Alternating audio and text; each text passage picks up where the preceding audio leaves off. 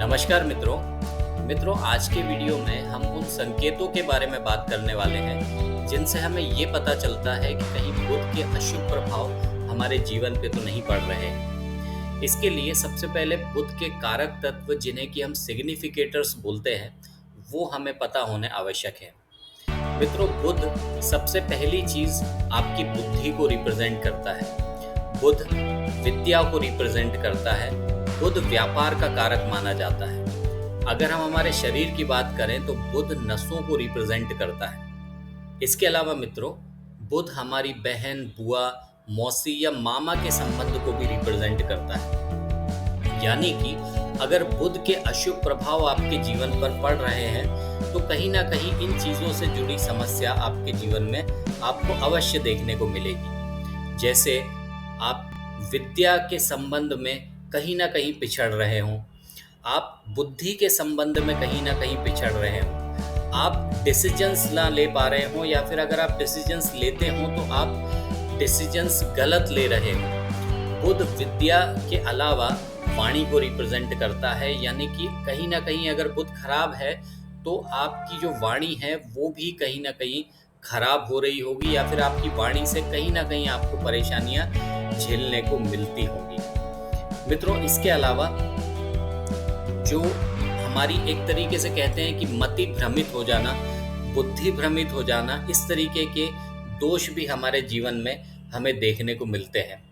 हम शंका करने वाले बन सकते हैं। ऐसी भी मानसिकता हमारे अंदर डेवलप हो सकती है अगर बुध के अशुभ प्रभाव हमारे जीवन पर पड़ रहे हैं।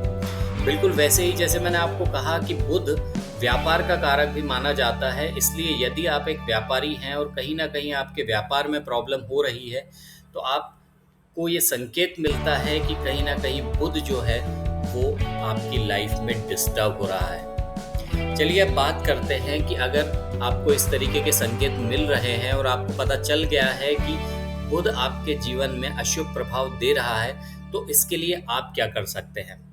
सबसे पहली चीज़ कि बहन, बुआ, मौसी, इनसे आप अच्छे रिलेशंस एस्टेब्लिश कर सकते हैं। इनका आशीर्वाद लेकर आप काम कर सकते हैं।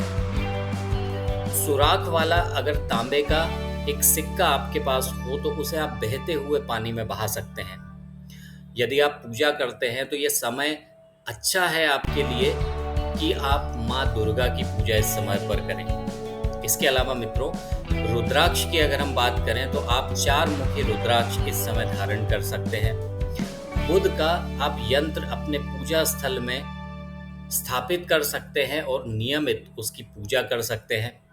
इसके अलावा स्क्रीन पर आपको एक मंत्र दिखाया जा रहा है। इस मंत्र का जाप आप अपने पूजा करते समय कर सकते हैं। और यदि आप ये उपाय करते हैं तो निश्चित ही आपको बुध के अशुभ प्रभाव में कमी देखने को मिलेगी और धीरे धीरे जो परेशानियां आपको महसूस हो रही हैं बुध से रिलेटेड, उन परेशानियों में कमी आएगी। मित्रों, अगले वीडियो में हम एक नए ग्रह के बारे में बात करेंगे।